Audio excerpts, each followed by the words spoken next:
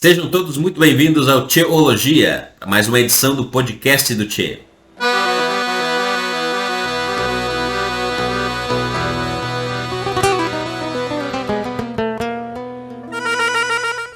Na edição de hoje, o nosso convidado é o pastor Fernando Henrique e nós vamos conversar sobre linguística e as escrituras. Como podemos utilizar a linguística de modo sadio nos estudos das Escrituras? Essa pergunta e outras nós vamos responder ao longo dessa edição. Pastor Fernando Henrique é co-pastor na Igreja Batista Regular da Fé, que está situada em Fortaleza. É professor do Seminário Instituto Bíblico Maranata, Sibima, onde ele leciona grego e hebraico, linguística aplicada a estas línguas. Ele é graduado em Teologia pelo Seminário Batista do Cariri, mestre em Estudos da Tradução pela UFC, a Universidade Federal do Ceará, e doutorando em Literatura Clássica pela mesma instituição, a Universidade Federal do Ceará. E hoje ele estará conosco para esclarecer e tirar algumas dúvidas, respondendo algumas perguntas acerca da linguística relacionada aos estudos das Escrituras. Então, após a vinheta, Pastor Fernando e eu vamos desenrolar esse assunto para você nessa hora que temos aqui no nosso podcast, ok? Não saia daí.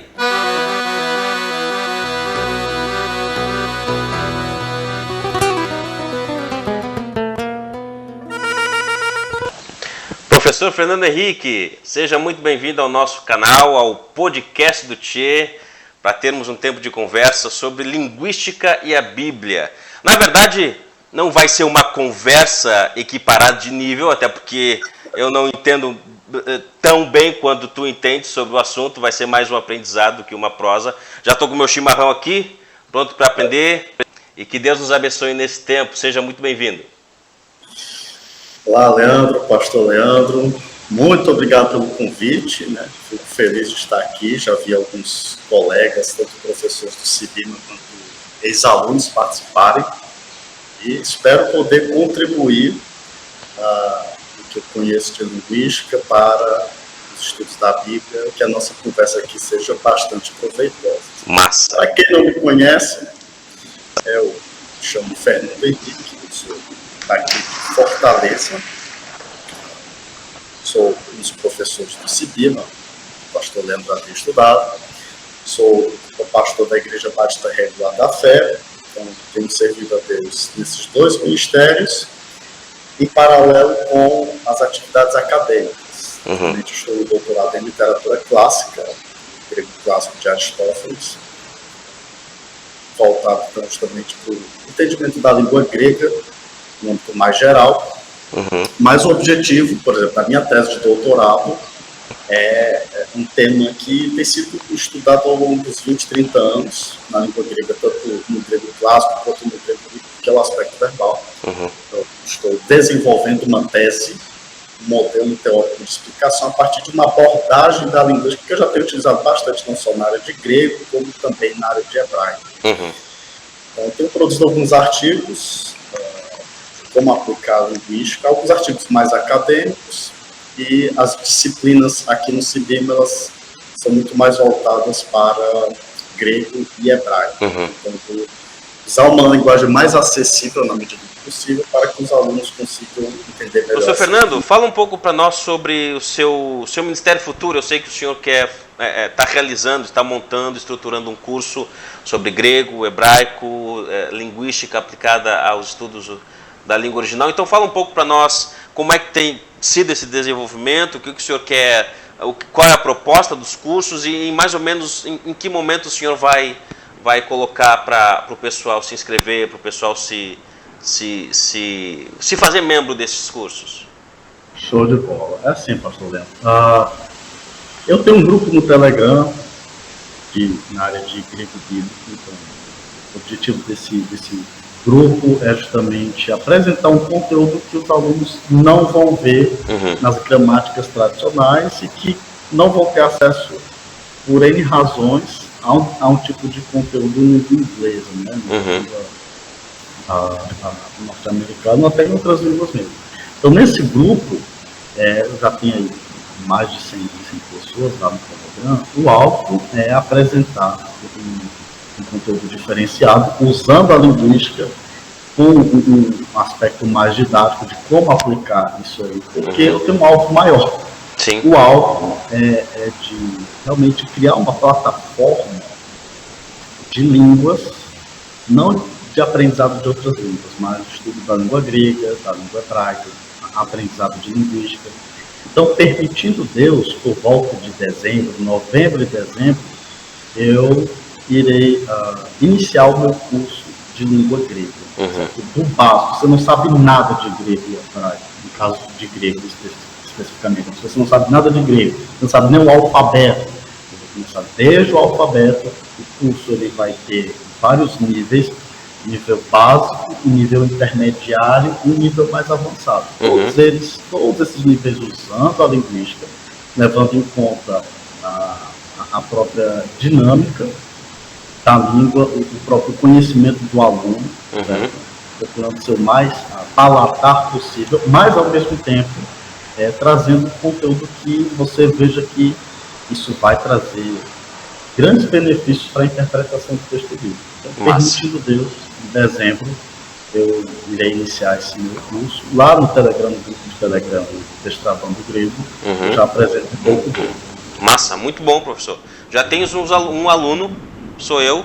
Quando colocar aí ao ar, pode contactar que eu já vou estar lá inscrito, se Deus assim permitir e der condições, que é um assunto ao qual eu me interesso muito. Até porque eu acredito que todos os que são imbuídos de ensinar a palavra do Senhor devem ter todas as ferramentas possíveis para fazer isso com excelência. Aquele que deseja o episcopado, ele precisa ser apto para ensinar. Professor, na minha pouca experiência nesse assunto de linguística, eu vejo que é um assunto ainda pouco falado, um pouco comentado e estudado por poucas pessoas, pessoas que se aprofundam, assim como você, nesse assunto. E por que tu dirias que esse assunto ele ainda é pouco divulgado, no sentido de várias pessoas sabendo que ele é uma disciplina que podemos usar no estudo da Bíblia, na hermenêutica? Por que tu acha que ainda há poucas pessoas que vão por esse lado da linguística? Olha, eu diria que existem algumas razões para isso. Uma delas é o fato de que a linguística, entendida como ciência, certo? Hoje ela é vista como uma ciência, ela é uma ciência bastante nova. Isso talvez seja um dos fatores que fazem com que ela não seja tão difundida e conhecida. Só que, por outro lado, é curioso, porque dentro da história da ciência moderna, a gente tem o que eles vão chamar de linguistic churn, a virada linguística, principalmente no âmbito da filosofia, que tem mais uma ênfase não mais no estudo da realidade, da metafísica, como funciona o mundo, mas tudo agora voltado para o discurso, para a linguagem. Então, como é que funciona a linguagem, como usamos a linguagem para interpretar a realidade. Então, dentro do mundo acadêmico, a linguística ela tem ganhado força, não só pela sua autonomia como ciência, mas também porque ela tem dialogado com outras ciências, só que ela fica apenas no âmbito acadêmico. Eu diria que um dos outros fatores é isso aí, né? Então, linguística você vai estudar somente para quem é estudante de letras. Dentro de letras você tem linguística e literatura. Você vai para uma ou vai para outra. Geralmente os alunos escolhem uma ou outra. Eu já tento seguir os dois viés, embora a minha formação em si seja da teologia, não da letras propriamente dita. Eu entrei na letras bem depois da teologia. Sim. Então a gente tem esses dois fatores iniciais. O primeiro, que é uma ciência moderna. O segundo, que é uma ciência que ainda fica muito no departamento acadêmico, e dentro mesmo da academia, os alunos também eles vão ou tender para a literatura ou para a linguística, e também tem um outro fator, que é assim, o fato de que a linguística ela não é uma disciplina nada fácil, e na verdade nem atrativa, se dizer assim, prazer estudar linguística. Embora a gente use linguística no sentido singular, dentro da linguística nós temos várias vertentes e várias abordagens, vários pressupostos filosóficos, assim, é um mundo, né, por onde você pode correr. Então, que as pessoas, os estudiosos linguísticos, eles tendem a correr para uma área específica e passar o resto da vida daquilo ali. Então, isso faz com que haja uma barreira entre a linguagem acadêmica, o mundo acadêmico e o mundo das pessoas normais, assim, né?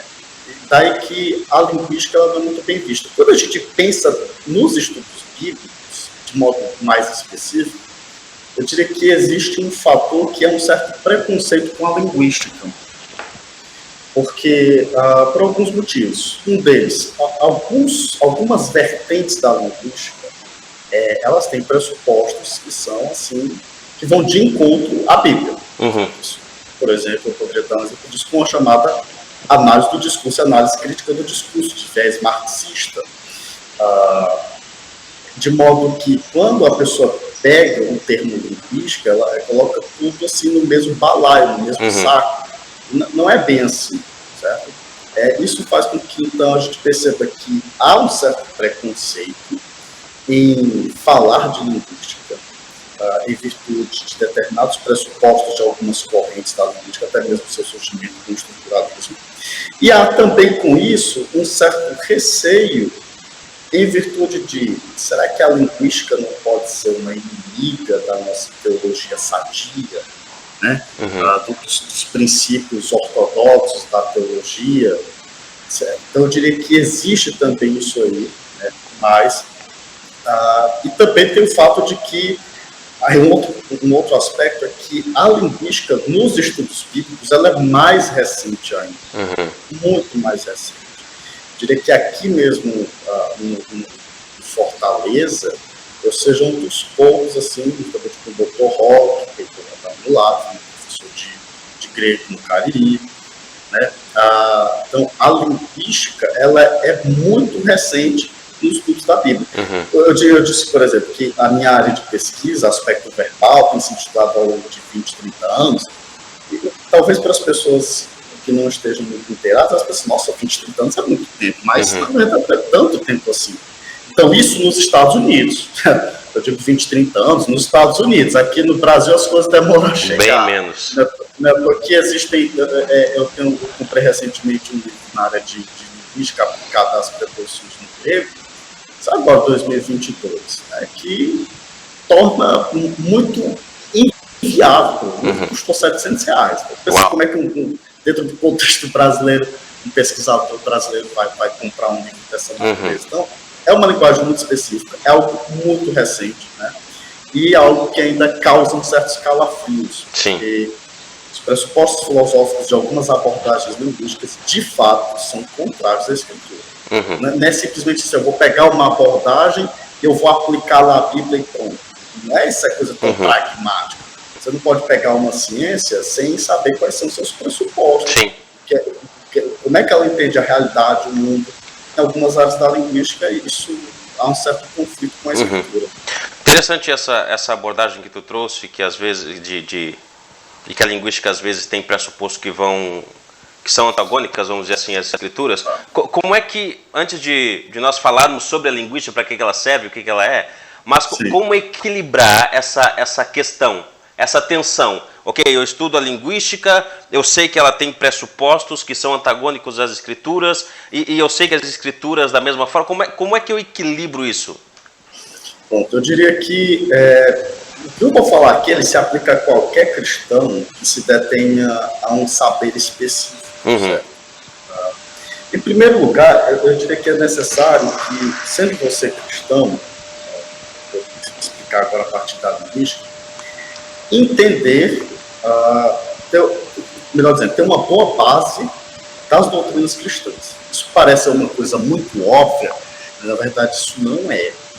Isso não é uma coisa tão óbvia assim. O que é que eu quero dizer com base? Eu diria, não só conceitos como a gente tem na teologia, sobre quem é Deus, Pai, Filho, Espírito Santo, os conceitos como eclesiologia, mas fundamentalmente o conceito de realidade. Certo?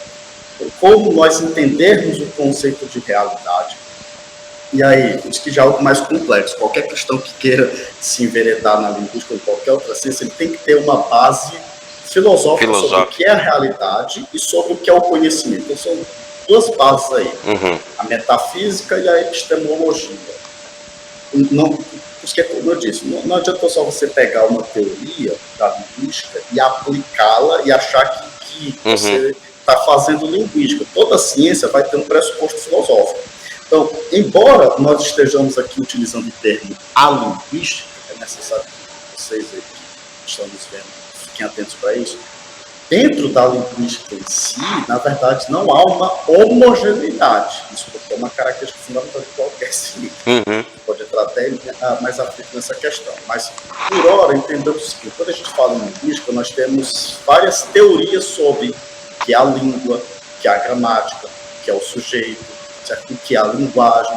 Então, a partir de determinado viés filosófico, você vai ter uma concepção diferente do que é língua, do que é linguagem, do que é gramática. E tudo isso afeta em como você vai não só compreender uma língua específica, grego, hebraico, ou a nossa língua portuguesa, mas como você também entende como é que funciona a estrutura da realidade. E aí, eu acho que o grande conflito é o cristão entender que uma determinada teoria linguística ela vai ter um pressuposto de realidade, de que como nós conhecemos a realidade, que vai ser distinto, e você ter em mente que eu estou utilizando determinada teoria, mas eu sei com qual veneno eu estou lidando. Isso, para quem está iniciando, pode parecer muito fácil, e na verdade não é, porque como nós brasileiros, como nós somos muito pragmáticos, a gente quer fazer as coisas, mas a gente não reflete antes. Então eu diria que um primeiro passo é ter uma boa base de como é que funciona a estrutura da realidade. E aí você tem que ir para a teologia filosófica, certo? Partindo, então, dos conceitos bíblicos, a teologia bíblica, a exegese, teologia sistemática, mas a gente vai para um campo um pouco mais complexo, que é o da teologia filosófica. Então, o que é a realidade? Como é que nós compreendemos a realidade? A partir disso aqui, então, desse enquadramento, que é a realidade na perspectiva de uma teologia cristã, teologia filosófica cristã sadia, é que nós podemos avaliar determinadas abordagens da linguística e saber utilizar sem sermos afetados negativamente. Então, é um processo intelectual muito mais complexo, porque saber determinados conceitos específicos de uma área da linguística e aplicá-los na interpretação do texto não é assim. Por exemplo, eu utilizo a análise do discurso, a análise crítica do discurso, como eu já havia dito, são abordagens de vertente marxista. Então, a concepção que eles têm da realidade é um tanto diferente, a concepção de linguagem é um tanto diferente, e que em alguns pontos vai se assemelhar com o cristianismo, mas em outros pontos é totalmente contrário. É como você comer um peixe e não engolir as espinhas. Isso não é uma coisa que quem está aprendendo vai fazer sozinho. Uma pessoa que está aprendendo linguística, o mais recomendável é que ela tenha um professor que saiba fazer essa transição. E aí, não basta esse professor só saber linguística, isso é um contexto mais cristão. Ele tem que saber teologia, ele tem que ter uma boa base de teologia. Sim.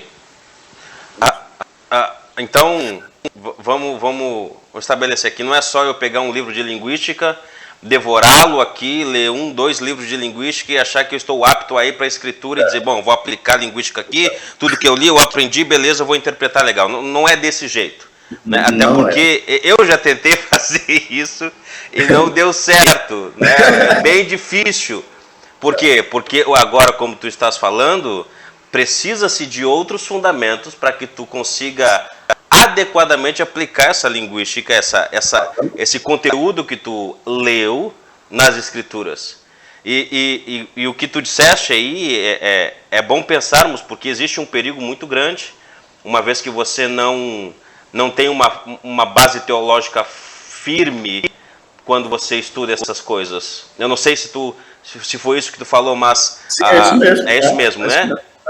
Por ter esse viés meio marxista, meio bagunçado, vamos dizer assim, trazendo nessa questão. Interessante isso. Agora, o que é, de fato, o conceito de linguística, professor? Então, assim, linguística é uma ciência. como qualquer outra ciência. É uma ciência que vai estudar a língua e a linguagem. Então, quando nós falamos em linguística, estamos falando de língua e linguagem. Então, a gente precisa entender aqui. Então, como eu havia dito, né, dentro da linguística, nós temos várias abordagens. Então, nós temos a análise do discurso, análise crítica do discurso, linguística de texto, linguística funcional, a gramática, linguística cognitiva, linguística gerativista, por aí vai. O que não falta é a abordagem. A depender da abordagem, você vai ter uma concepção de língua. Então, observa só, para eu entender o que é uma língua, então, já que a linguística estuda a língua, ou as línguas e a linguagem, para eu entender o que é uma língua, eu preciso entender o que é sujeito. As pessoas que usam a língua, qual é o conceito de sujeito que eu vou ter, de indivíduo? Ou na teologia a gente usaria o termo pessoa, né? A gente fala, por exemplo, a pessoa de Deus, a pessoa de Cristo. Então, o que é o sujeito? O que é a pessoa? Perceba que aí são conceitos de ordem filosófica. Isso não é linguística mais. O que é uma pessoa? O que é um sujeito? E aí, por exemplo, se nós pegarmos uma abordagem de análise do discurso marxista, vai dizer que o sujeito, ele não é um sujeito livre, ele é controlado pela linguagem, então ele é a expressão de uma ideologia. Então, tudo que eu estou, na análise do discurso crítico, na análise do discurso, tudo que eu estou falando agora, que você está falando, nós estamos falando simplesmente como reprodutores, macaqueando uma ideologia, uma ideologia cristã, no meu caso, uma ideologia cristã, e também uma ideologia como teólogo, uma ideologia como linguista, ou seja, eu não sou dono da minha própria fala. Existe uma outra abordagem que vai dizer, não, o sujeito ele é livre, né? Ele tem livre-arbítrio. Então, o que ele fala, ele não está preso a uma determinada cultura. Então, observa que com isso, olha só, quando eu estudo o que é a língua, eu preciso estudar o que é o sujeito e quem é o outro também, o que é o mundo. Daí que, partindo disso aí, o que é a língua? Vou dar aqui uma definição básica de língua. Língua é um conjunto de signos que fazem parte de uma determinada cultura e que, a partir desses signos, nós vamos nos comunicar com os outros. Por exemplo, nós pegarmos a palavra criança. A palavra criança ela é um signo. O que é um signo? O signo é qualquer unidade linguística que tenha um som e que tenha um significado. Então, tudo que tiver som e significado é signo. Okay? Não associemos com a escrita. Não associemos com a escrita. A escrita é outra coisa. A escrita é um dos componentes, mas não é o essencial. Porque a escrita surge depois. Então, quando eu digo criança, você tem um som aí, articulando um conjunto de letras, de sílabas, formando sílabas, que quando você ouve, isso causa uma impressão na sua mente, né? Você associa com o conceito. Então, o signo vai ter o som, o conceito, que vem à sua mente quando você pensa no som criança, né? Então, você pode pensar, por exemplo, na sua filha, que é uma criança, né? E esse significado, ele remete a um referente dentro da realidade. E aí nós temos uma outra categoria do referente. Então, todo signo vai ter um som, vai ter um significado que está na nossa mente, só que esse significado não nasceu. A partir das nossas experiências do mundo. E vai ter um referente. Então, sempre quando eu penso no significado, ou seja, criança, então você está pensando na sua filha, ou quando você era uma criança, ou talvez nos seus irmãos, um conjunto de experiências que isso remete, certo? Daí que nós temos essa categoria de referente. Então, a linguística, ela estuda esse fenômeno chamado língua. Língua é esse conjunto de signos. Mas se eu pego, por exemplo, o signo criança, o signo criança ele só tem sentido dentro da língua portuguesa. Porque a língua, então, é esse sistema. É esse sistema que você vai ter um conjunto de signos. Eu gosto de exemplificar a língua como um guarda-roupa feminino. O que é um guarda-roupa feminino? Você tem ali um conjunto de peças. Então, imagina que a língua portuguesa, você tem um conjunto de peças. Quais são essas peças? As palavras. Só que o guarda-roupa feminino vai ter várias categorias. Você tem os sapatos, as sandálias, calça comprida, saia, né, o tipo de blusa, o tipo de cor. Então, na língua também você vai ter várias categorias, que são as palavras, substantivo, adjetivo, advérbio, pronome, preposição. Só que o que é que acontece? A mulher, ela vai fazer combinações, ela vai escolher. Então tem uma blusa longa, uma blusa mais curta, uma blusa clara, uma blusa mais escura, uma blusa para frio, para calor. Ela tem várias opções de escolha. É isso que nós temos na língua. Nós temos um conjunto de opções de escolhas. Então, nós selecionamos, e nós não somente selecionamos, mas nós combinamos.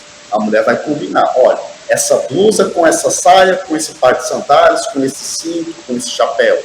Então, tem as combinações, nós combinamos palavras. Quando nós combinamos palavras, nós temos aí a sintaxe. O que é sintaxe? Sintaxe é colocar as palavras numa determinada ordem. Na língua portuguesa, por exemplo, o artigo ele sempre virá primeiro em relação a qualquer substantivo. O menino, a menino, o Leandro, a Valéria, o Fernando. Nunca Fernando ou menina a. No grego não, no grego já tem uma outra estrutura. Então, cada língua vai ter a sua particularidade. Pois bem, então, nessas combinações, assim, as mulheres escolhem as línguas, as roupas de modo aleatório? Não, vai depender da situação. Então, numa situação, se ela for para uma praia, ela vai escolher uma determinada roupa. Se ela for para um casamento à noite, vai escolher outra roupa. Se ela for para um casamento de manhã, é outra roupa diferente. Então, a língua também, a depender da situação, nós usamos um tipo de linguagem. Se você está falando, mas olha só, você que é um empregado, você vai falar com o seu chefe de uma forma. Se você for conversar com a sua esposa, vai ser de outra. Com seus amigos, vai ser de outra. Então, a situação também, ela vai nos dar as várias opções de escolhas. Isso é uma língua. Então, a linguística estuda isso. Então, enquanto língua aqui, é esse conceito geral. Isso aqui que eu estou falando é aplicado a qualquer língua. Só que cada língua vai ter a sua particularidade. O português tem uma determinada estrutura, o grego tem uma determinada estrutura, o francês tem outra estrutura e por aí vai. O que é a linguagem?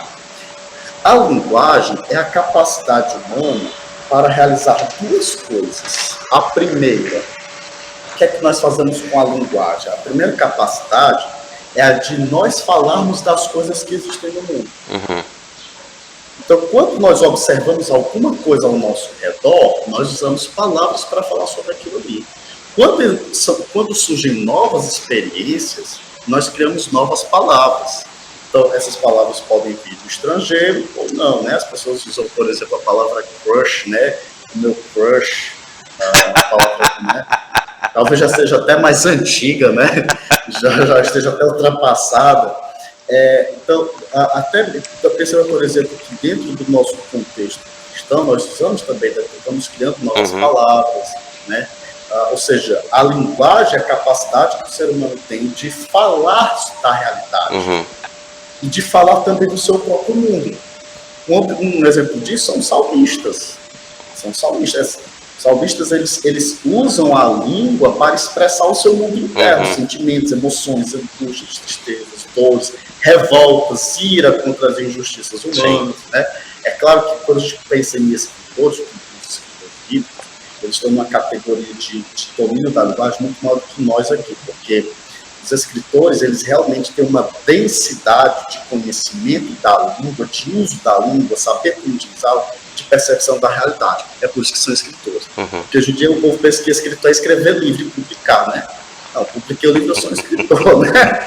Não, o escritor realmente é aquele que tem um domínio tão profundo da linguagem que ele consegue expressar aquilo que você não conseguiu expressar. Quando nós lemos um salmo, nós nos identificamos com aquele salmo, porque nós vemos assim, ele está falando aquilo que eu não consigo falar, mas é o que eu estou sentindo. Isso é a capacidade de um escritor. Por isso que os escritores bíblicos sendo fantásticos. Como escritores, eles são de uma capacidade de domínio da linguagem impressionante. Então, a linguagem é isso, essa capacidade que nós temos de falar da realidade, das experiências que nós temos da realidade, dos nossos impulsos. Outra característica, então, da linguagem é como nós nos relacionamos com os outros. O meio pelo qual o ser humano se relaciona com outro ser humano é a linguagem. Então, eu sou uma pessoa, me relaciono com outra pessoa, por meio da linguagem. Eu e você, nós não utilizamos a linguagem para falar com os animais, né? A gente não faz isso. Mas observa que Deus também é uma pessoa. Por isso que eu falei as categorias filosóficas aí. Sim. Certo? Então, Deus é uma pessoa. Como é que nós nos relacionamos com Deus? A oração. A oração é uma linguagem. Não só falado, né? Não só falado. Mas aí nós temos também a própria escritura, a palavra inspirada, uma linguagem também. Então, nós agimos, nos relacionamos com as outras pessoas. Então, essa é uma característica do domínio da linguagem. Então, saber usar a linguagem é saber como é que eu me relaciono com o outro, que é diferente de mim. E nós estamos em várias relações sociais diferentes. Então, por exemplo, aqui eu posso me chamar de Leandro, você também pode me chamar de Fernando. Mas imaginemos que eu estou na sua igreja, onde você está servindo. Eu vou lhe chamar de Leandro, porque o contexto ali é outro. Sim. Eu vou lhe chamar de Pastor Leandro, certo? Embora eu possa até ter uma intimidade para lhe chamar de Leandro, você tem intimidade para lhe chamar de Fernando, mas se estivesse um determinado contexto, o uso da linguagem seria outro. Ou seja, isso, a linguagem ela serve para expressar determinadas relações sociais entre os indivíduos. Então, a linguística estuda isso, a língua, a linguagem e como é que se dão as características das línguas especificamente. Interessante. Então, nós podemos dizer que todo mundo utiliza a linguística no seu dia a dia inconscientemente. Nesse sentido.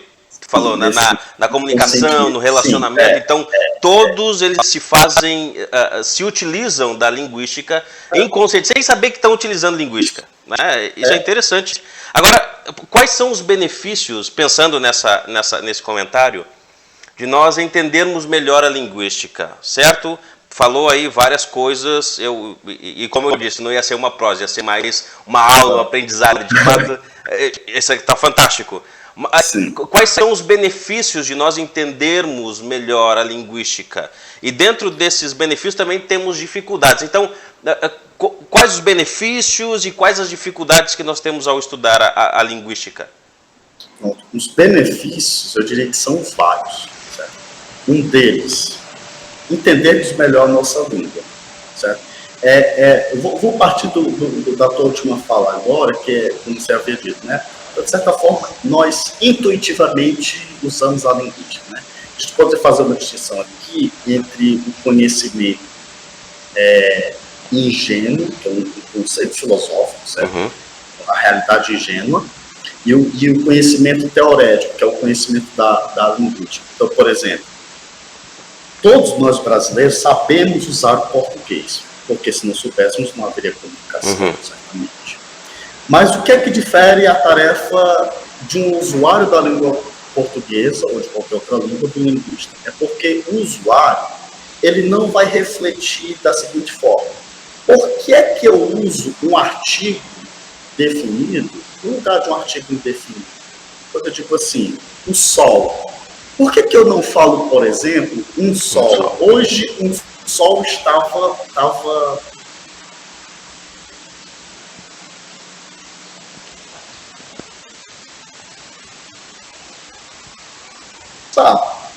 nós sabemos usar a língua, mas nós não sabemos muitas vezes explicar. Tem um filósofo, que é o Mário Ferreira dos Santos, ele diz uma coisa nos livros dele, no livro A Invasão Vertical dos Bárbaros, que conhecimento, a pessoa realmente conhece quando ela sabe os porquês daquilo ali. Então, eu diria que nós podemos pensar em níveis de conhecimento. Um linguista, ele vai fazer um usuário da língua portuguesa, falante da língua portuguesa, compreender melhor a língua portuguesa. Não é uma ideia de correção. O linguista não está ali para corrigir, para dizer o que é certo e errado. Um linguista, ele vai fazer uma análise de como as pessoas falam a língua, de como as pessoas usam a língua. Se a gente pensar em textos como a Bíblia, um linguista ia levantar as seguintes perguntas: como é que os autores do Antigo Testamento usaram o hebraico? Como era a estrutura da língua hebraica? Então, a linguística, ela serve para tentar descrever como é que são as coisas, não para prescrever. Então, um dos primeiros benefícios seria fazer com que nós compreendêssemos, venhamos a compreender melhor a nossa língua. Daí que tem se discutido o papel da linguística hoje no ensino da língua portuguesa. É aquilo que eu havia falado no início. Há um grande dilema de como você pega todo esse conhecimento acadêmico e leva isso para a sala de aula. Né? Como eu disse, qual a diferença de usar um artigo definido e um artigo indefinido? Até mesmo na análise do texto, Por exemplo, lá em Atos capítulo 5, diz, havia um homem chamado Ananias. Por que começa com um homem? Porque na língua grega, sempre que eu quero introduzir um novo participante, eu uso uma expressão indefinida. É isso que ocorre na língua portuguesa também. Sempre que você vai contar uma história, você está introduzindo um novo participante, você usa o artigo indefinido. Havia uma menina chamada Clarice. Aí, quando eu retomo esse referente, eu não vou usar artigo indefinido, vou usar artigo definido. Por quê? A Clarice, por quê? Porque já é conhecido, então tem um elemento cognitivo aí. Então, o primeiro benefício seria esse. A linguística ajuda em que eu e você compreendamos a nossa língua materna. Um outro benefício é a linguística nos ajuda a entender como nós aprendemos uma segunda língua. Né? Então, existem várias abordagens que têm mostrado como nós aprendemos. Como é que, eu quero aprender francês. Como é que eu posso aprender francês? De que modo a linguística pode me ajudar? Então, as abordagens linguísticas, uma das que eu tenho mais utilizado, que é a linguística cognitiva, vai mostrar que existem determinados processos que são aplicados no conhecimento geral e para o conhecimento de uma língua. Um exemplo disso é a questão do vocabulário. Como você aprende o vocabulário de uma língua? O vocabulário é essencial para aprender uma segunda língua. Existem muitas abordagens. Dentro da linguística, a gente tem uma área específica chamada linguística aplicada, que é uma tentativa de pegar esses princípios linguísticos e torná-los mais acessíveis para a compreensão de uma segunda língua. Então, nós temos esse segundo benefício da linguística. Aí, se a gente pensar em outros de forma mais abrangente, nós podemos pensar que a linguística nos ajuda um dos benefícios diz respeito à área da política. Porque, por meio da linguística, há como nós estudarmos as narrativas.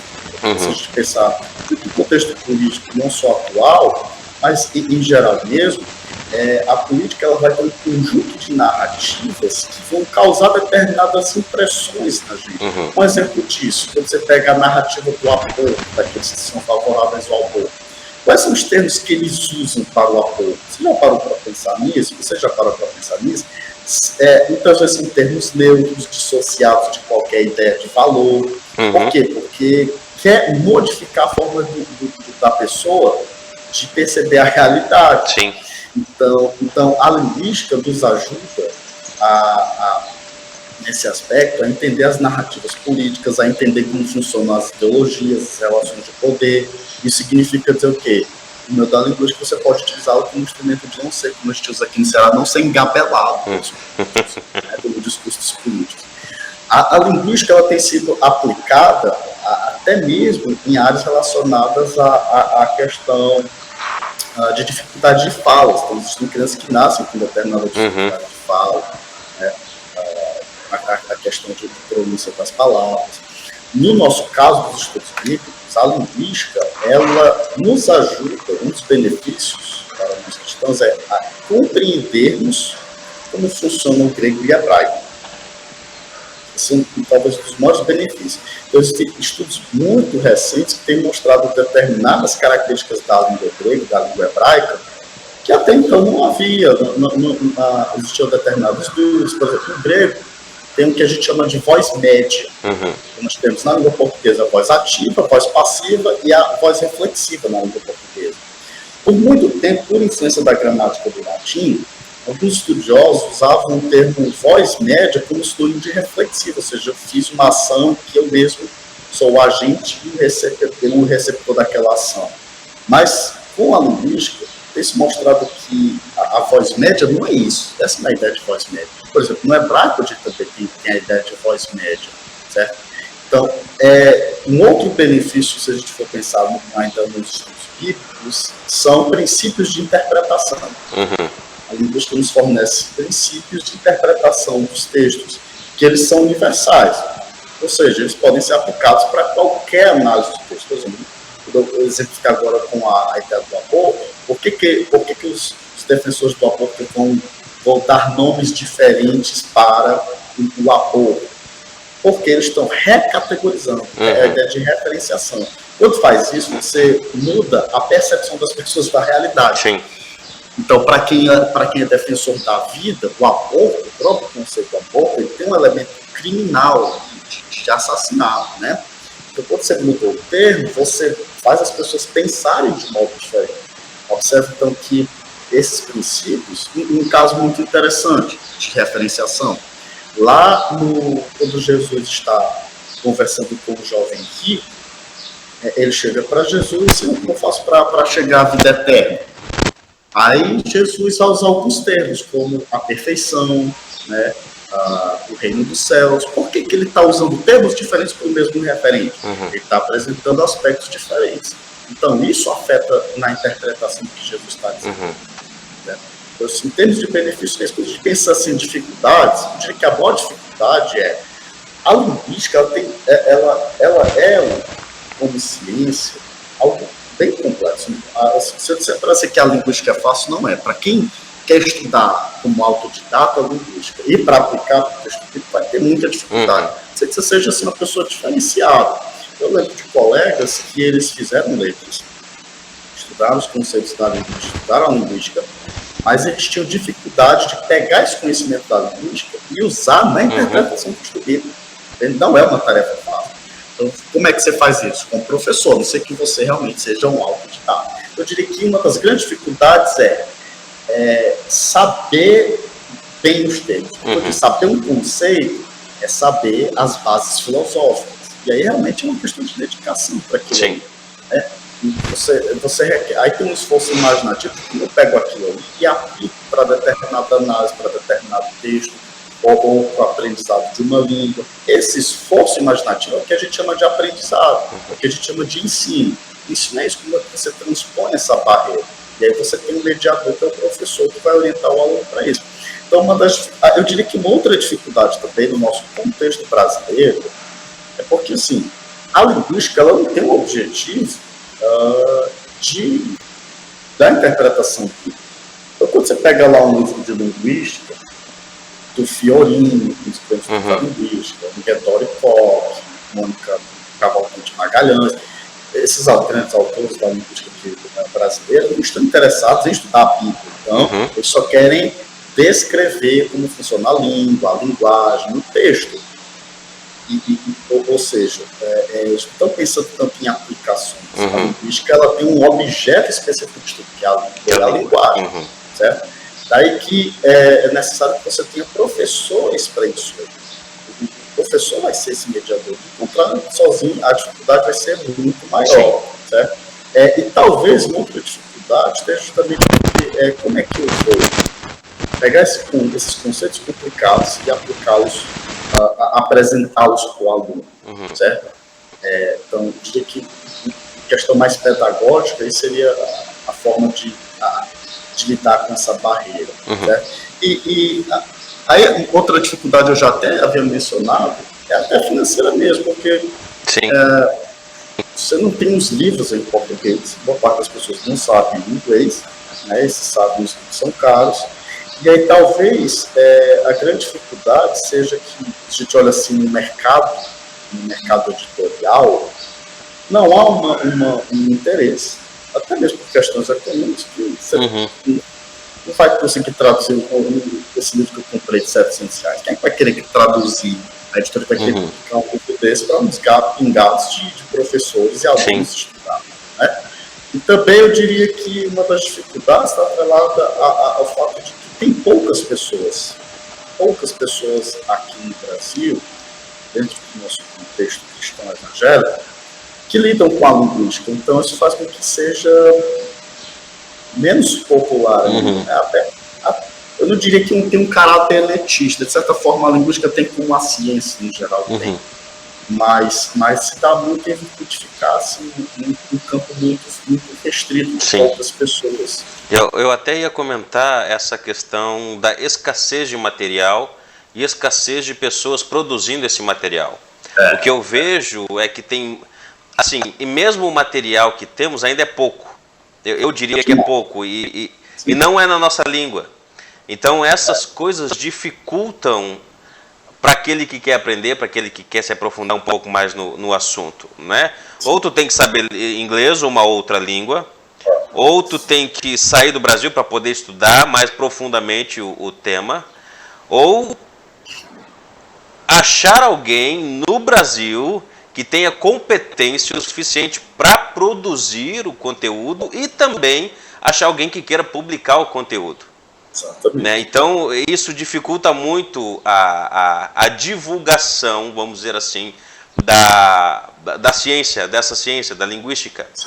Agora, pensando um pouco mais na questão mais do estudo bíblico da Bíblia, o que nós deveríamos ter, já que ela nos ajuda a ter essas várias percepções acerca daquilo que estamos vivenciando ao nosso redor, da realidade e tal, como tu disse, que a linguística nos ajuda a ter uma percepção melhor da realidade. Por onde nós devemos começar o estudo da linguística para aplicar nos estudos bíblicos? De maneira bem fácil, bem simples assim. Eu diria que a partir de 3 pontos específicos para os nossos propósitos mais precisos, que é o estudo da Bíblia. Estudar o que é gramática, conceito de gramática, ter uma boa concepção do que é uma gramática, estudar o que é o texto, certo? É muito importante estudar o que é o texto, e em terceiro lugar, estudar o que é o significado. Pois bem, então, dito isso, aí nós entramos na dificuldade, como eu havia dito, que é, se tem tantas teorias assim, sobre texto, sobre gramática, sobre significado, qual escolher? Né? Aí você vai ter que, inicialmente, para quem está aprendendo, depender de alguém que já conheça. Né? Então, o que eu recomendaria? Por exemplo, eu recomendaria estudar uma área chamada linguística de texto. Aqui no Brasil, certo? Vamos lá, agora eu vou fazer aqui um parênteses aqui. Nos estudos bíblicos, tanto na área de grego quanto de hebraico, existem muitos estudos na área de linguística de texto, que é o que chamam de text linguistics ou discourse analysis, análise do discurso. Só que o que a gente chama de análise do discurso aqui não é o que é chamado de análise do discurso nos Estados Unidos. Então, a análise do discurso aqui no Brasil é uma linha de investigação marxista. Nos Estados Unidos, ela vai ter uma abordagem norte-americana ou europeia anglo-saxã, melhor dizer, certo? Ou seja, então, o conceito, a abordagem chamada linguística de texto aqui no Brasil, em particular, há determinadas variantes, mas em particular que é realizada aqui na UFC, com a professora Mônica Magalhães, do Protexto. Então, se você pesquisar, por exemplo, na Amazon, Mônica Cavalcante Magalhães ou em Guedori Volk, vai encontrar muitos livros da área de linguística de texto. Então, essa abordagem, ela trabalha o conceito de texto. Okay? Que é um dos que eu já venho utilizando assim, há bastante tempo. Então, esse é o primeiro ponto. Só que, novamente, como você vai fazer essa transição, você precisaria de um professor para isso. Né? Mas ter essa primeira noção, o que é o texto? A nossa visão de texto o texto é somente aquilo que é escrito. Essa visão, ela não cabe satisfatoriamente para a gente entender toda a complexidade do que é um texto. Segundo aspecto, então, é o conceito de gramática. O que é uma gramática? Lembra lá quando nós estudamos no português, a gramática é chamada gramática normativa. Esse tipo de gramática, para os estudos bíblicos, ele tem pouca utilidade. Então, quando você vai fazer um estudo bíblico, você vai estudar lá, não, isso aqui é um adjunto adnominal. Não, isso aqui é um adjunto adverbial. Aí eu pergunto para você, para a interpretação do texto, você está interpretando. Para que serve um adjunto adnominal no texto? Um artigo definido, artigo indefinido, oração subordinada adjetiva restritiva. O que é uma oração subordinada adjetiva restritiva? Então, entender o que é a gramática é o quê? É a organização da língua a partir da qual nós organizamos as nossas experiências com o mundo e interagimos com a pessoa. O conceito de gramática é fundamental. Qual gramática eu sugeriria? A gramática funcional. Gramática funcional ou funcionalista. Certo? Esse conceito de gramática está muito mais alinhado com a noção de texto. Sim. Por fim, o significado. Então, o que é o significado? Se nós estamos lidando com a língua e com o texto, nós buscamos entender o significado daquele texto. Como é que está o significado daquele texto? O significado daquele texto é uma tríade. Quem escreveu, para quem escreveu e o texto. O significado ele não pode estar somente no autor, nem estar somente no leitor, nem estar somente no texto. O significado é como se ele estivesse dançando com essa tríade aí. Então, faz parte do significado a relação com quem escreve, para quem escreve e o texto. Então, o que é o significado? O significado, aí eu particularmente utilizo, eu considero que seja a abordagem mais interessante para nós compreendermos os textos bíblicos, que é a da linguística cognitiva. Então, o significado diz respeito ao conteúdo. Você pega uma informação ali, aquela informação faz parte do significado. Então, por exemplo, nós pegamos os evangelhos. Deixa eu dar um exemplo no Antigo Testamento. Você tem lá o livro de Crônicas e o livro de Reis. O livro de Crônicas e de Reis vão tratar do mesmo conteúdo, os reis de Israel. Só que uma outra faceta do significado é o como. São as variadas formas de falar da mesma situação. O evento é o mesmo, a situação é a mesma. Só que como ele vai falar daquele conteúdo, isso também é o significado. Então, exemplo disso, quando nós comparamos a tentação de Jesus em Lucas e em Mateus, existe uma diferença ali que o autor faz. A situação é a mesma, a informação é a mesma, o conteúdo é o mesmo. Só que, por exemplo, em Lucas ele vai colocar a tentação no pináculo de Jerusalém por último. Por quê? Por que Lucas faz isso? Porque Lucas quer levar Jesus para Jerusalém. Porque a linguagem de Lucas é: Jesus está subindo a Jerusalém. Jesus vai ser crucificado em Jerusalém. Então, outra coisa, isso, dentro dessa narrativa mesmo aí da tentação, Lucas vai associar Jesus com o Filho de Deus, Adão. Mateus vai associar Jesus com o Filho de Deus, Israel. Então, o Filho de Deus, Adão, não conseguiu ser fiel a Deus. O Filho de Deus, Jesus, conseguiu ser fiel. Então, Israel, o Filho, não conseguiu ser fiel. Jesus conseguiu ser fiel. Então, isso é o significado, as formas alternativas de falar da mesma situação.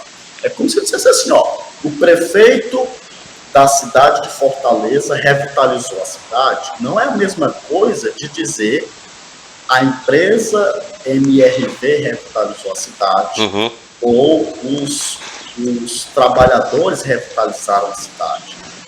Então, a depender dos propósitos de quem escreve, para quem se escreve, você vai colocar o conteúdo, embalar o conteúdo de uma determinada maneira. Isso faz com que a gente entenda as contradições da Bíblia. Na verdade, não são contradições. O autor está colocando uma perspectiva, porque o significado é a perspectiva também, para um determinado propósito dele. Até ia comentar agora, desculpa te cortar. É interessante o teu. Não vou falar e não vou parar mais. o teu argumento, porque isso ajuda, como tu disseste, a entendermos melhor as possíveis contradições que há na Bíblia. E esse pode ser um dos benefícios que nós falamos agora na pergunta anterior, né? Um outro benefício, entendermos melhor o que cada autor quer colocar dentro da mesma história. A história é a mesma, o contexto é o mesmo, mas cada um está se utilizando de uma palavra ou de um significado, não, mas de uma linguagem diferente do outro, querendo mostrar uma perspectiva diferente. Mas é a mesma coisa. Isso é interessante. Desculpa te cortar, tu ia continuar? Não, eu não, era aquilo mesmo. Beleza, professor. Agora, uma pergunta que me surgiu quando eu estava escutando a sua explicação. Entendendo a gramática, entendendo o texto e a tríade, né?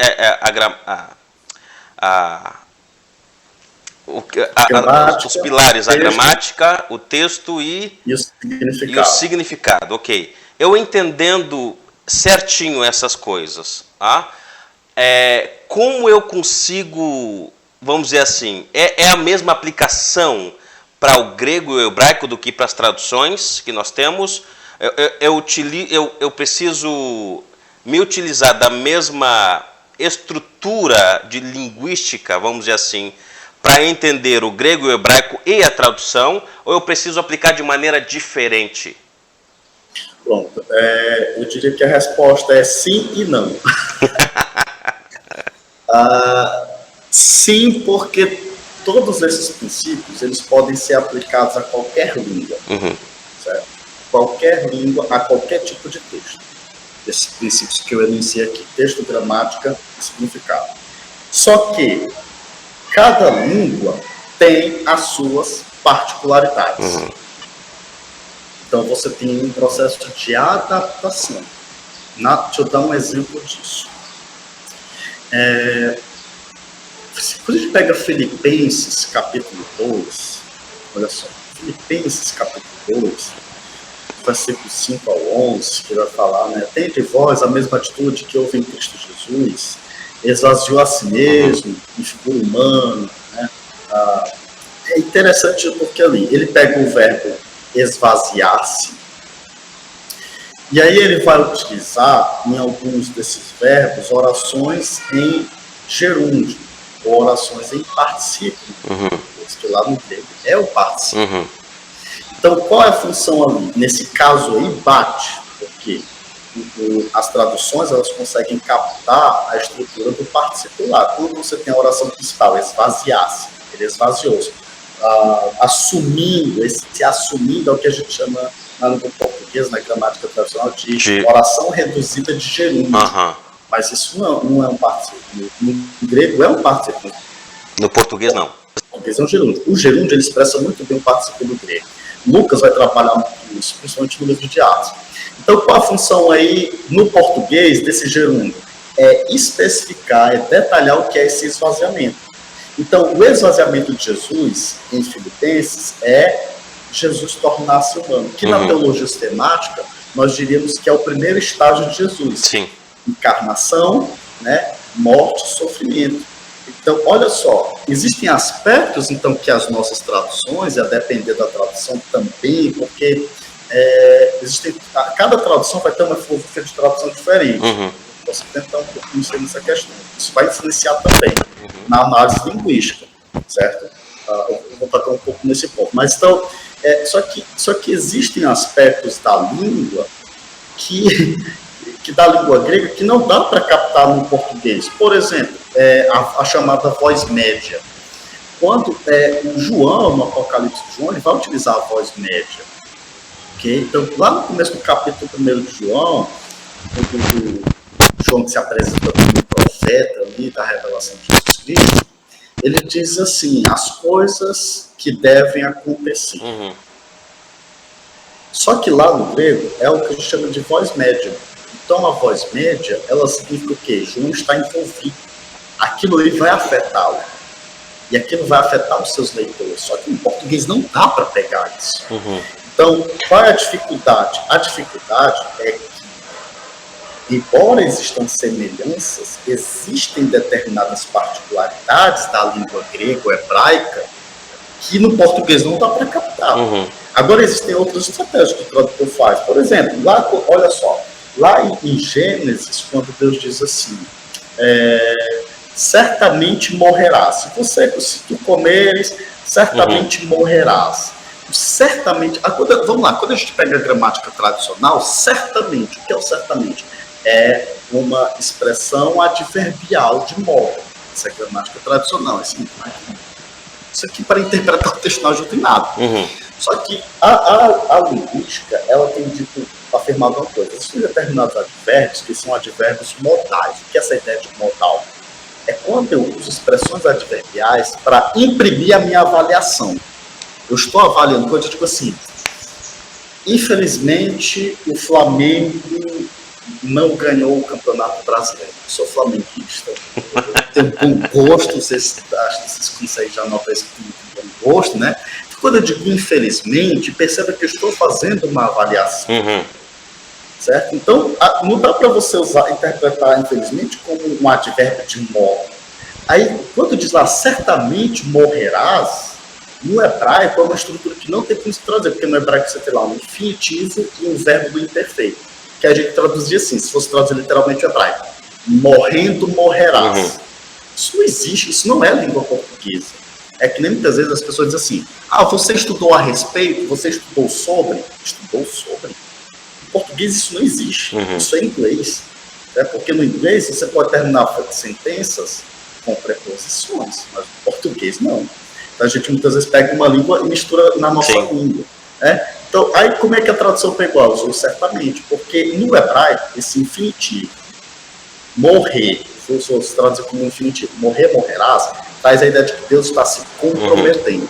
Que aquilo vai acontecer. Aquilo que vai acontecer. Eu estou aqui, capítulo 5 de Gênesis acontece. Morre, ali tem a morte. E aí como é que o português capta isso? Por esse advérbio modal, certamente. Então, aí é o que está. Você tem que saber os princípios linguísticos e saber a sua língua, se você estiver utilizando a língua portuguesa. Só que nós temos um outro fator aí, que são as traduções. Existe uma diferença, que eu digo que não é só uma diferença de filosofia de tradução, mas é uma diferença de nível da língua portuguesa e nível intelectual. Deixa eu colocar de outro modo. Traduções mais modernas, elas mostram como nós, brasileiros, somos mais burros em relação à língua portuguesa. Deixa eu dar um exemplo. Se você pode pegar um texto da NVI ou da nova versão transformadora e um texto da ARA ou da atualizada. Qual a diferença? Você tem duas filosofias de tradução, certo? Que é o que a gente chama de filosofia mais formal e filosofia mais funcional, por influência de um linguista estudioso chamado Lowell Knight, um tradutor. Mas tem uma outra diferença também. Essas traduções, essas versões como NVI e NVT, elas usam o português muito mais simples, o português que a gente utiliza no dia a dia. Você vai observar que elas usam muito, no lugar de tu, ela vai usar você. Então, o tu é mais formal, você é mais informal. As estruturas sintáticas, as estruturas da gramática que se apresenta nessas versões mais modernas é paupérrima, é pobre, assim, é de gente quase analfabeta. Eu não estou dizendo que não são boas traduções, não é isso, são boas traduções, só que elas revelam que o nosso nível de domínio da língua portuguesa, ele é muito pobre. Entendi. Então, por isso que uma pessoa, ela pega uma NVT, uma NV, ela entende claramente.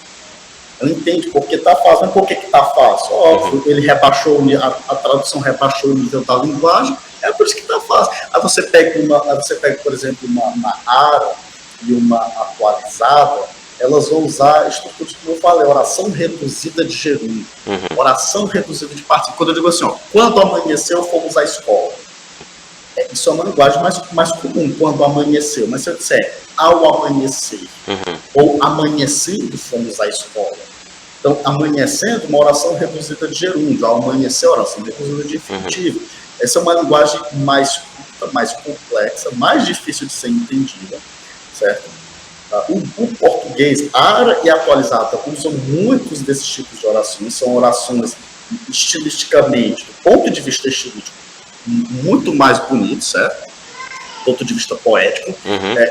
Certa vez eu estava ensinando sobre isso na minha igreja, apresentando a diferença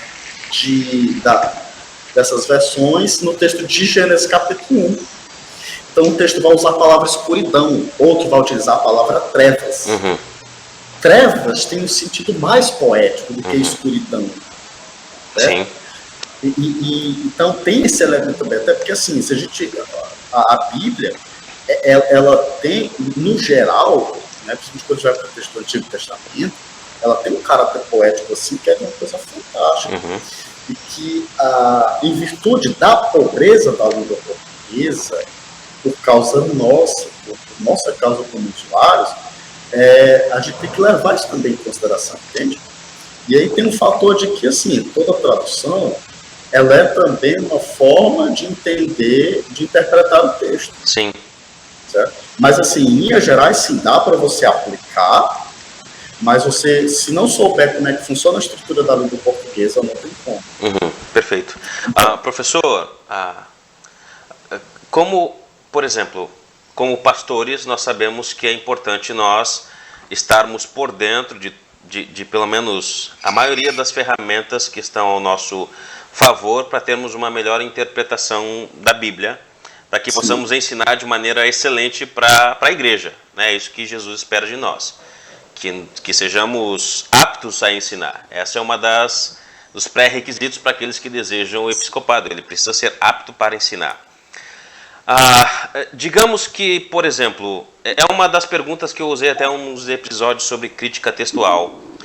Se você quiser, que está nos assistindo, quiser dar uma olhada no vídeo lá, vai estar aqui no card. A linguística, pelo menos essa parte que tu disseste, que para termos usá-la de maneira efetiva nos estudos bíblicos, precisamos saber a gramática, o texto e o significado? Isso. Tu achas que se nós não tivermos se nós não conseguirmos manejar direito esse método, eu vou colocar como método, de olharmos para as Escrituras, tu achas que a nossa interpretação, quando vamos estudar, quando vamos passar um tempo nas Escrituras para que ensinemos os outros, tu achas que a gente perde muita coisa que determinados textos estão ensinando, ou que o autor quis que os seus ouvintes soubessem? Ou tu achas que dá para nós contornarmos? Claro, existem comentários, existem livros que ajudam a termos uma interpretação melhor daquilo que estamos estudando, mas se nós não tivermos um bom entendimento desse método que acabamos de dizer, tu achas que perdemos um pouco a questão da interpretação e não conseguimos chegar naquilo que o autor queria dizer? Pronto, eu vou responder da seguinte forma. Você não precisa saber linguística para interpretar bem o texto bíblico, mas você precisa saber muito bem como funciona a linguagem. Deixa eu exemplificar isso aí. Tentar aprofundar mais essa questão. O que é que acontece? Lembra que eu falei dos grandes escritores, né? Sim. Os grandes escritores, eles têm um domínio da linguagem, não como linguistas. Eles não vão utilizar... Você, para saber uma coisa, não precisa saber os termos técnicos daquilo. Você precisa saber o objeto. Então, o que é o objeto? É a língua. No caso, vamos pensar na língua portuguesa. Você não precisa saber o que é um adjunto adnominal, um adjunto adverbial, o que é uma locução prepositiva, o que é o aspecto estativo, o aspecto imperfectivo. Esses termos técnicos, eles não precisam necessariamente serem conhecidos, mas você conhecer a língua, como é que ela é utilizada, certo? Então, o que é que acontece? Eu lembro que eu tinha um professor lá no Cariri, que ele, assim, desde criança era um leitor, assim, voraz, né? Nunca tinha assistido televisão, assistia a novela da Globo. Investiu tempo em livros. Ele lia bastante, lia o que? Literatura, certo? Literatura, grande, alta literatura, né? Não é Harry Potter, não é o C.S. Lewis, é alta literatura, esses grandes escritores nacionais e internacionais, né? Os mundiais. Então, ele conseguiu, intuitivamente pela leitura, desenvolver um senso de percepção da linguagem muito grande. Então, é claro que ele também, assim, ele é muito inteligente. Então, uma das razões é o fato de ler bastante literatura. A literatura faz você se tornar mais inteligente, porque a literatura expande a sua percepção, a sua imaginação e percepção da realidade. Isso é uma outra história, talvez para outro momento, a questão da literatura. Então, o que acontece? Eu percebia que, assim, ele não é um exegeta, né? Vou até citar o nome dele aqui, é o pastor Marcolino. Ele não é um exegeta, mas ele é um grande teólogo bíblico e teólogo sistemático. Só que, mesmo sendo um teólogo sistemático, ele não se prendia aos conceitos da teologia sistemática, ele procurava analisar aqueles textos, certo? E mesmo tendo assim, um conhecimento profundo de grego e hebraico, ele consegue ter uma dimensão dos usos da linguagem, porque ele é um excelente comunicador, ele consegue ter uma dimensão dos usos da linguagem que poucas pessoas vão ter. Mas em virtude de toda essa experiência com literatura, porque você lê um poema, muitas vezes é até curioso, porque as pessoas quando leem os salmos, pensam assim que os salmos são coisa muito simples. E não é pelo contrário. Quem é da área de Antigo Testamento e hebraico sabe que Salmos não é porque Salmos não tem nem contexto. Como é que você vai estabelecer esse significado, ver o significado ali sem contexto? Então eu penso que o negócio é muito solto, não é. Então a linguagem poética, ela é um nível de uso da linguagem mais complexo, mais difícil. Quando você está habituado com isso aqui, você consegue ter uma dimensão das riquezas da linguagem, que isso ajuda a entender melhor o texto bíblico. De modo que essa pessoa, ela tem um conhecimento intuitivo da língua. Ela não conhece os termos técnicos. Não precisa conhecer os termos técnicos. O que é que faz um linguista? A linguística, ela serve para aprimorar a sua intuição. Aprimorar. Então, aquilo que você já conhece, ela vai aprimorando. Só que a pergunta é, se você conhece pouco, muitas vezes a linguística não vai servir muita coisa. É algo muito similar com o seguinte aspecto. A pessoa pode saber muito de teologia sistemática e saber pouco de Bíblia. E aí é complicado pelo seguinte, porque ela vai usar muitas vezes as categorias da teologia sistemática para a forma como que os autores utilizaram o texto bíblico. Deixa eu dar um exemplo disso, para ficar mais concreto do que eu estou falando. Quando a gente pega, por exemplo, capítulos 4, 5 e 6 de Romanos, 4, 5 e 6 de Romanos, ele vai usar a palavra justificação. Sim, a justificação. Justiça de Deus bastante. Aí, quando a pessoa vai para a teologia sistemática, ela não, justificação é o ato de Deus declarar o pecador justo, como se Deus estivesse numa corte, Deus fosse um juiz. Esse conceito de justificação, de fato, ele se apresenta no Antigo Testamento. Provérbios trabalha um pouco disso, da Deus profetas. Só que quando você vai para capítulo 4 de Romanos, começa do capítulo 4, Paulo está usando o conceito de justificação como ser perdoado dos pecados e entrar numa aliança com Deus. Ele está citando duas pessoas ali, Davi e Abraão. Então, ser justificado é entrar num relacionamento apropriado com Deus. Como é que eu entro nesse relacionamento apropriado com Deus? Tendo perdão dos pecados. A citação que ele faz de Davi lá do Salmo é a ideia de perdão dos pecados. Deus cobre os nossos pecados. Né? O pecado é uma linguagem do Antigo Testamento para a ideia de perdoar. Então, olha só, então, Paulo faz a justificação no capítulo 4 com ter os pecados perdoados e entrar no relacionamento com Deus. Capítulo 5, ele vai dizer que nós, sendo justificados, seremos livres da ira. A ira é a condenação pela qual os incrédulos vão passar. Então, o conceito de Paulo de justificação ali é ser livre da ira de Deus. Isso é ser justificado. Aí, Paulo vai usar em capítulo 6, o tema de Paulo no capítulo 6 de Romanos é o pecado. Olha só, já está usando uma metáfora, o pecado, singular, hamartia, certo? O pecado. E hamartia, quer dizer. E aí é interessante porque assim, quando ele vai dizer o pecado, ele está usando a metáfora do senhorio. O pecado é um senhor, mas ele não tem mais domínio sobre as nossas vidas. Então, o que é que acontece? Paulo vai dizer que nós fomos justificados do pecado. Justificado ali nós somos livres do domínio do pecado. Isso é justificação. Então, Paulo está usando metáfora da escravidão e da liberdade, para dizer que nós não estamos mais debaixo do senhorio do pecado. Aí você pega, lembra que eu falei significado, as formas alternativas de falar do mesmo conteúdo. Ele pegou o mesmo conceito, certo? Ou a mesma palavra, justificação, justiça de Deus, só que ele apresenta de modo diferente. A gente vê a riqueza e a complexidade do que é a justificação. Daí o que acontece? Eu estou interpretando isso a partir da linguística. Eu sei os princípios que estão utilizados ali, como esse significado, as formas alternativas. Certo?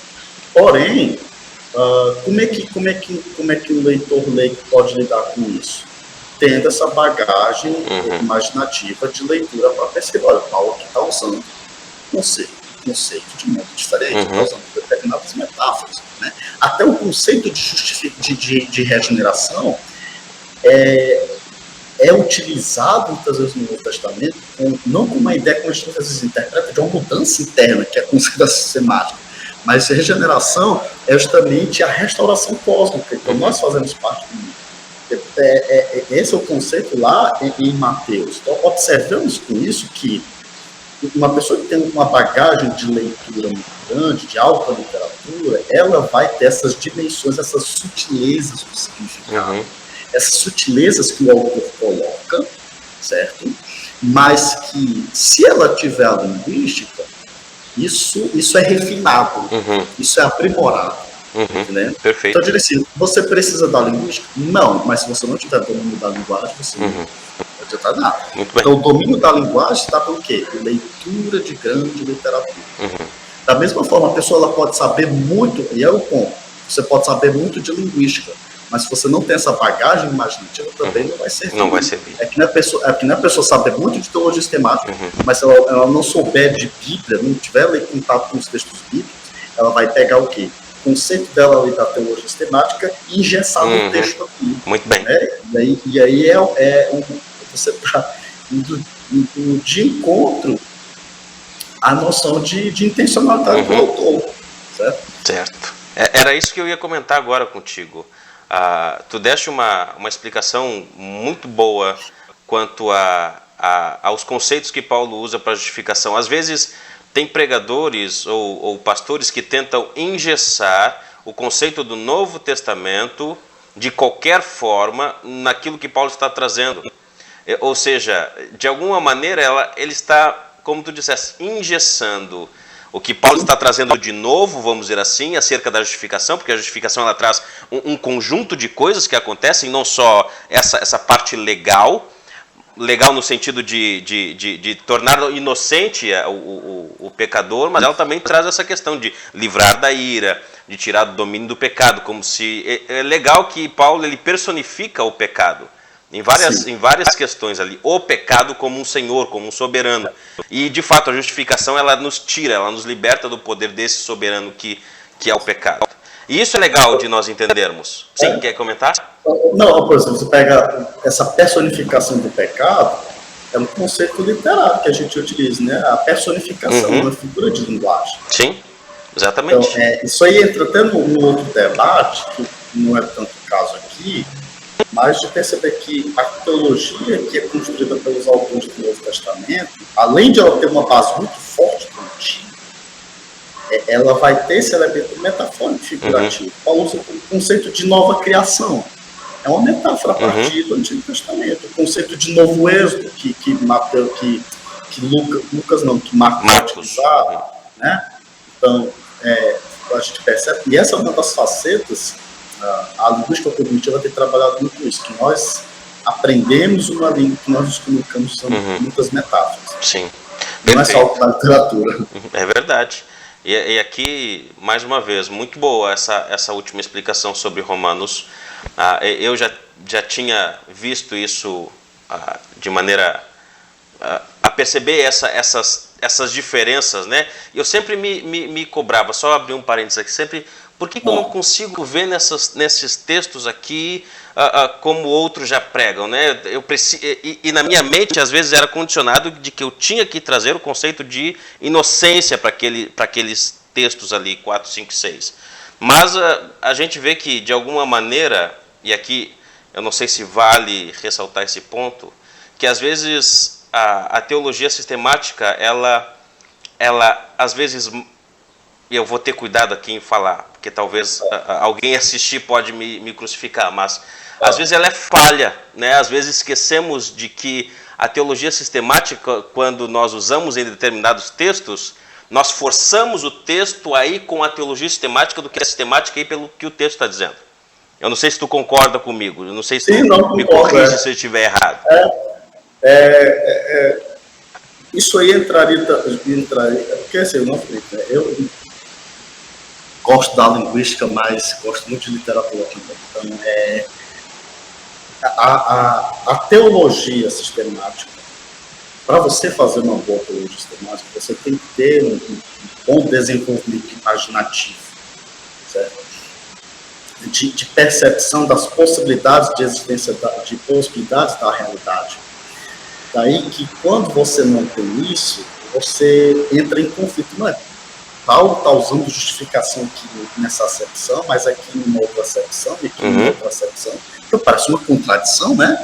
Mas não é. Você perceber que o significado, ele tem essa dinâmica, porque isso faz parte da própria estrutura da realidade. Então, agora, o que é que acontece? Se a gente entrar nessa discussão aí, o Eric Fugly, ele vai dizer uma coisa muito interessante na autobiografia dele.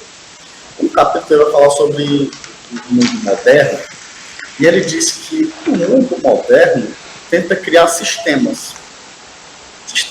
Então, a linguística vai utilizá-lo como sistema. Até eu utilizei essa palavra sistema. Eu não gosto muito. Porque quando eu penso em sistema, eu penso em algo fechado. Só que a realidade, ela não é uma coisa fechada. Ela não é algo que você consegue colocar assim em um determinado estrutura. Lógico, conceitual. Então, essa ideia de sistema, ela surge dentro do mundo moderno como uma tentativa de você controlar a realidade. E aí, talvez, do ponto de vista mais filosófico, por isso que eu digo, eu gosto muito mais da teologia filosófica do que da teologia sistemática. Por exemplo, tem que aniquilar a teologia sistemática, eu sou muito mais inclinado para a teologia filosófica.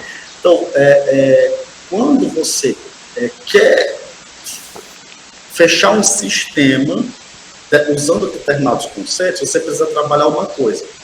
Eu não estou invalidando a teologia sistemática, mas o que eu estou dizendo é, quando a teologia sistemática vai estabelecer um conceito, isso é uma coisa que os alunos muitas vezes não aprendem. Todo conceito de teologia sistemática é uma abstração. Como abstração, esse conceito, ele tem que remeter a algo da experiência concreta, da realidade. E aí, no caso da teologia, como é que este conceito ele está associado à experiência bruta do texto, da realidade do texto ali, que o autor escreveu aquilo, que produz aquela teologia. Então, você tem muitas vezes esse gap entre a experiência básica de um determinado conceito do autor e como a teologia foi refinando ao ponto de tornar mais abstrato. Quanto mais abstrato é um conceito, mais distante ele está da experiência concreta. Ou seja, porque muitas vezes os alunos eles ficam assim, mas esse conceito da teologia sistemática parece que não tem nada a ver com o texto. Porque ele chega com um refinamento de nível de abstração tão grande que você tem que fazer o processo retroativo. Os teólogos que escreveram as suas teologias sistemáticas, eles sabem disso. Os teólogos não são todos. Agora, muitas vezes, o professor de teologia sistemática, ele não é um teólogo. É um professor de teologia sistemática. Então, como ele não tem uma teologia, ele não sei como foi que eu vim a desenvolver esse conceito. Porque o que é que nós faríamos? Em teologia sistemática, nós faríamos o seguinte, bem, então vamos pegar exemplificar aqui, como é que está o processo de teologia sistemática. Então, vamos pegar esse exemplo de Romanos, né? Então, Paulo tem esses três conceitos aqui, para o que ele entende por justificação. Eu vou tentar, como teólogo sistemático, desenvolver um conceito abstrato que abarque os três. Então, esse é um processo imaginativo e lógico que você tem que ter muita capacidade para fazer isso, até chegar a esse refinamento. Então, e saber que você tem que retroagir do conceito da sistemática para o conceito dos autores bíblicos. Os alunos não são ensinados a isso aí, certo? Isso é questão de método de teologia sistemática. Eu aprendi isso muito usando a linguística, mas isso aí é uma coisa que nem todos os alunos conseguem fazer, não gosto que não é uma coisa fácil. Requer também a questão da imaginação, de como você pega esse conceito abstrato, que engloba esses três conceitos aqui, e que você tem que retroagir. Então, o processo intelectual de criar uma teologia sistemática, ele é complexo, em virtude disso aí. Então, você tem que levar em conta como é que está esse processo, e, ao mesmo tempo, que, embora a teologia sistemática ela procure formular um sistema, nós não fugimos de sistema. Por que nós não fugimos de sistema? A linguística explica. Principalmente a linguística portuguesa. Porque nós buscamos categorizar as coisas. A teologia sistemática é isso. Toda teologia é uma sistematização, é uma categorização. Então, a teologia bíblica vai categorizar de determinada forma, a partir da concepção do autor. Dito isso, então, é necessário não acabar com a teologia sistemática, mas saber como funciona esse processo. E que o aluno saiba, e que o estudante de teologia saiba caminhar desse conceito abstrato da teologia sistemática, dos conceitos abstratos da teologia sistemática, para os conceitos mais concretos do texto. Como a gente viu lá, né? Paulo vai usar o recurso da personificação, o recurso da metáfora, como os autores utilizam. Então, essa linha entre esses dois aspectos aqui é que o aluno muitas vezes vai achar que a teologia sistemática ela é pobre. Eu diria que, na verdade, não é uma teologia. Talvez o teólogo sistemático ele seja pobre porque está querendo encaixar um determinado sistema de uma denominação dele no texto. Aí complica, obviamente. Sim. Mas esse trabalho também, e esse processo, é também um processo filosófico. Por que é filosófico? Não porque eu estou lidando com filosofia. Filosofia não lida com conceitos, certo? Filosofia lida com a estrutura da realidade, como diz o próprio Eric Fromm. Por que filosofar? Para recapturar a estrutura da realidade. Então, o filósofo ele tem que procurar estabelecer determinados conceitos, mas sempre remetendo à estrutura básica da realidade, que é o que os autores fazem. Sim. Por exemplo, Paulo vai criar toda uma teologia da ideia de um novo homem, a nova humanidade, como vai chamar a igreja. Essa ideia de novo homem, nova humanidade, é o quê? É um conceito de Gênesis, a antiga criação, a antiga humanidade. Então, isso tem um elemento metafórico. Ou seja, Sim. Você tem uma base de estrutura da realidade que Paulo leva em conta, e que se você não levar em conta, vai descambar um bocado de equívoco aí, não só de interpretação, mas até mesmo de uma teologia. Muito bem.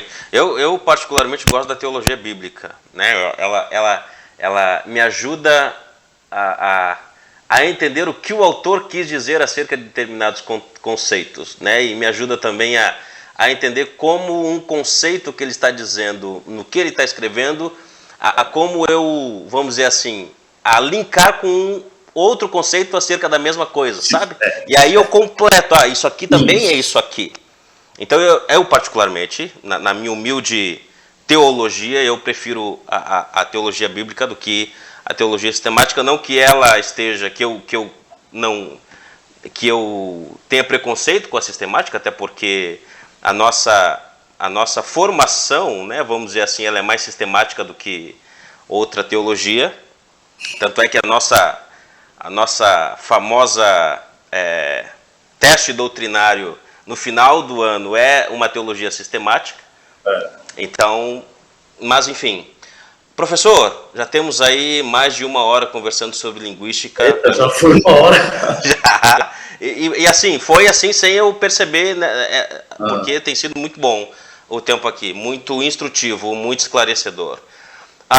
Agora, para nós terminarmos, para irmos para o final, qual as suas últimas considerações e seus conselhos para aqueles que querem se aventurar na linguística, não para serem doutores ou mestres, mas para que eles tenham uma melhor percepção das escrituras, para que ensinem melhor, assim como eu quero ensinar melhor. O que eu preciso ter para, usando a linguística, claro, para ser o mais excelente que eu posso na interpretação, nos estudos e assim no ensino da palavra? Eu vou tentar responder isso aí de modo tanto teórico quanto prático, ou chamar de vocacional, primeiro aspecto. Para quem lida com o texto bíblico, se você for pastor, teólogo, isso é um trabalho intelectual. E esse trabalho intelectual é uma vocação. Então, acho que, em primeiro lugar, tem que entender que quando você está lidando com o texto bíblico, quer seja um pastor, um missionário, ou professor de teologia, um estudante de teologia, você tem um chamado vocacional intelectual de compreender a Escritura para compreender a estrutura da realidade e viver assim como um melhor cristão. Dito isso, toda vocação ela tem como característica você se dedicar àquilo ali. Se dedicar àquilo. E isso requer a ideia de um sacrifício. Muitas vezes as pessoas pensam que vocação é ter o prazer, acho que as pessoas até romantizam muitas vezes o ministério, né?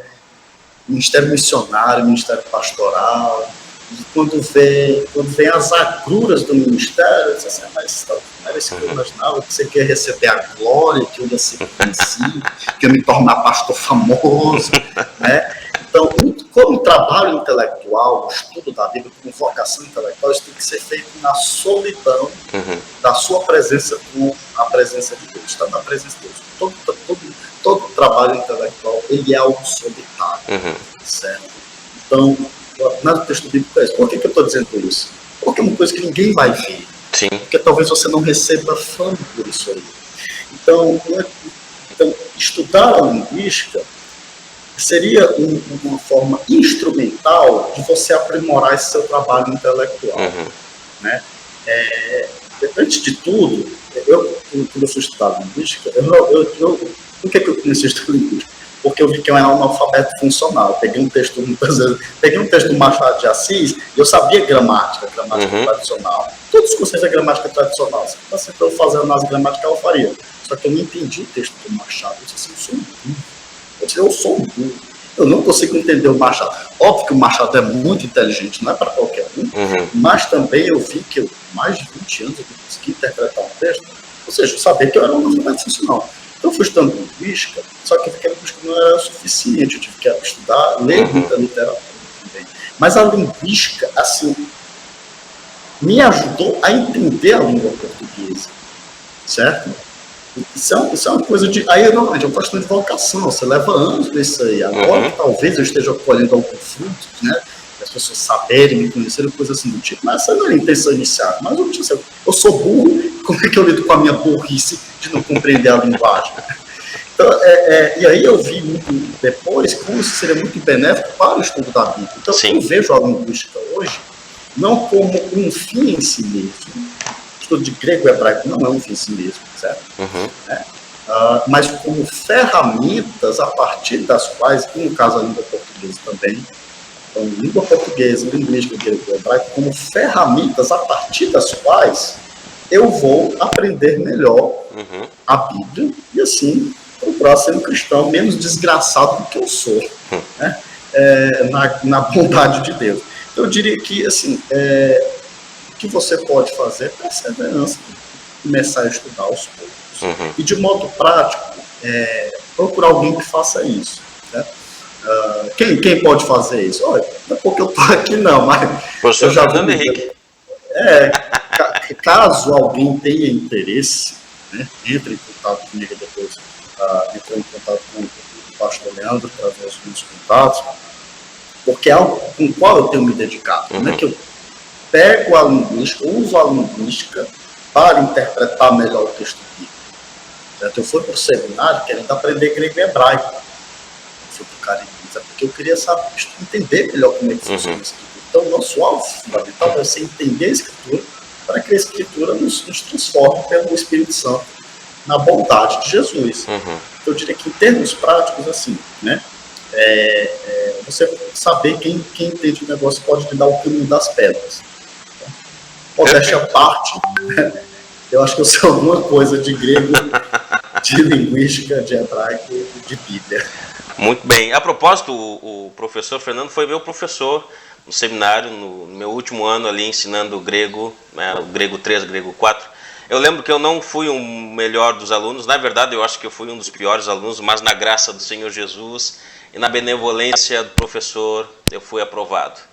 Então, professor, muito obrigado pelo tempo que dispôs a nós, obrigado por nos ensinar mais uma vez, me ensinar mais uma vez, obrigado por esclarecer muitas coisas acerca do assunto. Eu acho que, por mais que ele não seja tão conhecido no sentido das pessoas quererem saber ou buscarem se inteirar acerca do assunto, eu acho que esse episódio vai servir para aqueles que gostam de estudar a Bíblia.